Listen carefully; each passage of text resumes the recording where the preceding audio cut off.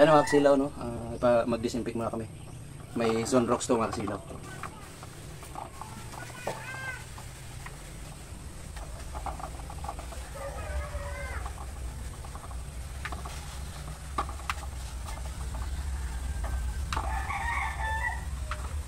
Yan.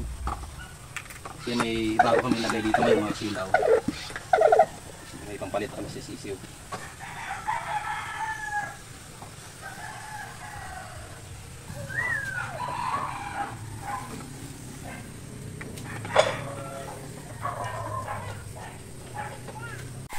Yan ang mga kasilaw. Kalat na.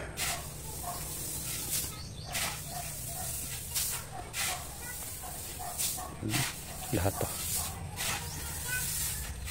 50 pesos lang yun yung kasilaw. Kasi bakit mas marami ito konti.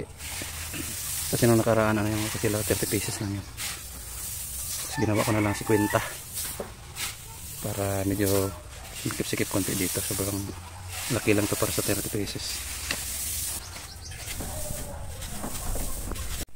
Ayos na yan. Maya mga kasilaw, lagyan na namin yung ang sisiyo pagkatapos nito. Yan. Okay.